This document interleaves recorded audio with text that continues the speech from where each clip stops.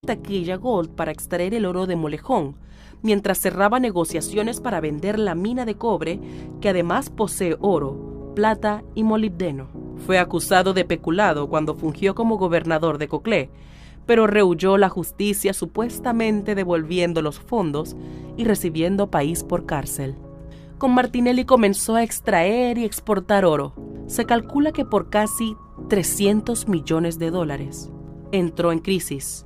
Martinelli le exigió participación accionaria, recordar caso Financial Pacific y desaparición de Vernon Ramos, y él abandonó el proyecto, dejándolo en ruinas y como fuente de contaminación, sin siquiera pagar el ridículo 2% pactado para Panamá. Vendió en 2014 la mayor parte de sus acciones de Minera Petaquilla o Petaquilla Minerals, hoy Minera Panamá, a First Quantum Mineral, por $60 millones en una transacción cuya intermediaria fue la firma Morgan & Morgan.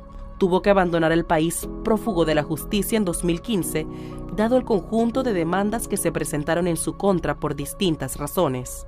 El gobierno de Varela se plegó enteramente a los intereses de First Quantum Mineral y confrontó a Pfeiffer por la situación de Molejón. Luis Ernesto Carles, ministro de Trabajo y pariente de Richard Pfeiffer, Carles, luego financiado por First Quantum Mineral en su campaña electoral para diputado en La Pintada, también insistió en enfrentarlo, como lo revelan los Varela Leaks. Fue el periodo de abusos y atropellos, de excesiva contratación de mano de obra extranjera, o mejor dicho, tráfico de seres humanos, y negociado de visas en el proyecto, violando las normas constitucionales, favoreciendo a sindicatos amarillos protegidos por la Policía Nacional. Fueron los años del inicio de la producción y exportación sin ningún control ni supervisión de las autoridades del concentrado de cobre donde va el oro, la plata y molibdeno, por los que la transnacional no paga nada. A sabiendas de la demanda de inconstitucionalidad, en diciembre de 2016 el MISI, bajo el gobierno de Varela, decidió de manera infame prolongar el contrato por 20 años más sin cambiarle una sola letra y dejando un vergonzoso 2% para Panamá y el 98% para la minera. Pfeiffer fue detenido en Colombia en 2016 y trasladado a Panamá. Fue liberado a cambio de otras medidas cautelares. Antes de explotarse la mina, ya se habían cobrado millones de dólares, pues esta es una historia de sobornos, coimas, estafas, de lobbies, de especulación en la bolsa de valores, de venta y reventa de acciones, aprovechándose de las leoninas concesiones otorgadas por gobiernos corruptos que se llevaban bajo el brazo para negociarlas, de litigios con una larga lista de empresas implicadas, muchas de ellas cambiando solo de nombre, de falsas ilusiones, de engaños y codicia. El gobierno PRD de Cortizo tomó posesión el 1 de julio de 2019. Ya se conocía el fallo de inconstitucionalidad de la Ley 9 de 1997 que se dio en diciembre de 2017 y que no fue publicado hasta el 22 de diciembre de 2021. Cuando el 1 de diciembre de ese mismo año, las partes fueron finalmente notificadas y la Corte envió para su publicación a la directora de la Gaceta Oficial, es decir, 4 años después del fallo de 2017. El MISI con Cortizo, con una solicitud de aclaración sustentada en argumentos de la ex procuradora Ana Matilde Gómez en defensa de la minera y en combinación con la firma Morgan & Morgan, buscó dilatar aún más y hasta revertir el fallo de inconstitucionalidad como parte de los intereses en pugna del proyecto, aunque al final, con el aval de Cortizo, Pfeiffer y su grupo se quedan con la supremacía. Al ser desestimados los recursos por la Corte, procedió ilegalmente a negociar y contratar directamente a la minera, pese al fallo que ordenó un proceso licitatorio justo. Pfeiffer, en el ahora gobierno de su lugarteniente, el vicepresidente José Gabriel Carrizo, fue absuelto del cargo de robo de las cuotas de la Caja de Seguro Social de los Trabajadores.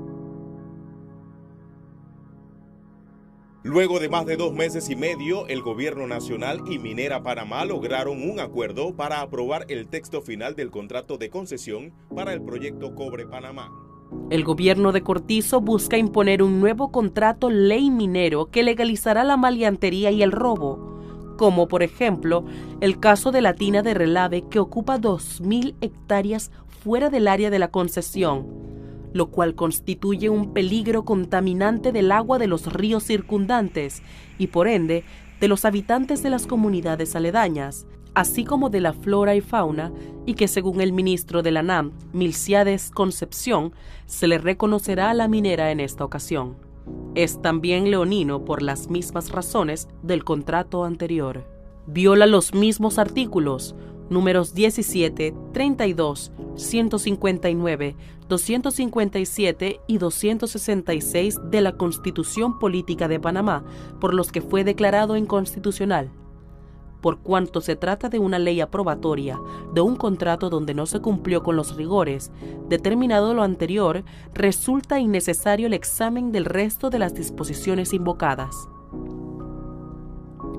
A saber, los artículos 4, 19, 46, 50, 118, 184 y 259 de la Carta Magna y el Protocolo del Salvador y el Pacto Internacional de los Derechos Económicos, Sociales y Culturales, que son parte del bloque de la constitucionalidad.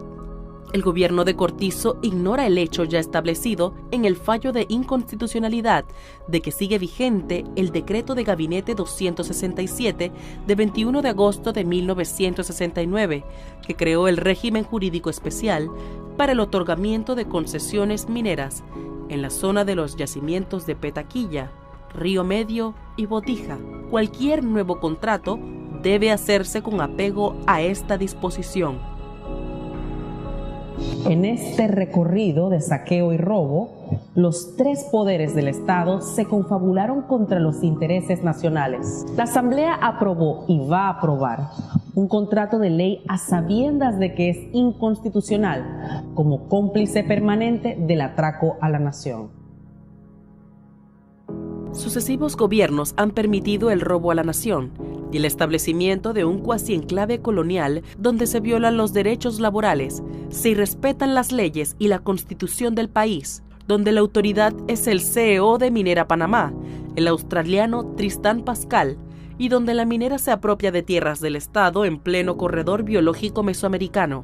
La Corte declaró la inconstitucionalidad de la ley en diciembre de 2017, cuando el contrato ya había vencido, es decir, en febrero de 2017. La ponencia fue del magistrado Jerónimo Mejía y la hizo el mes y el año en el que se le vencía su periodo y luego de más de 8 años de haber recibido en su despacho la demanda de inconstitucionalidad del Centro de Incidencia Ambiental, CIAM. Desde esa fecha, se le permitió a la minera operar sin contrato alguno.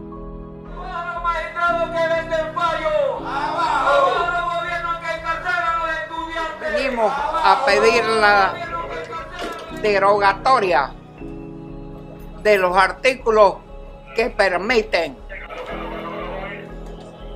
la canallesca contratación de filipinos y miles de extranjeros que están metiendo a Panamá asolapadamente en perjuicio de los trabajadores. Sobre la demanda de inconstitucionalidad presentada por el Suntrax contra la cláusula octava del contrato ley de 1997 sobre contratación de mano de obra extranjera, que fue recibida en su despacho por el magistrado Oiden Ortega el 30 de septiembre de 2015, quien a su vez fue sustituido en enero de 2018 por Olmedo Arrocha, fue fallada como cosa constitucional juzgada el 3 de agosto de 2021 y publicada en la Gaceta Oficial más de un año después, el 25 de octubre de 2022. Es decir, mucho después de que esa fuerza laboral se había retirado del país y más de 7 años después de presentarse el recurso. Eso demuestra que esta justicia tardía de la Corte no es justicia. Es una injusticia que favorece a los sectores de poder económico y así ha procedido siempre.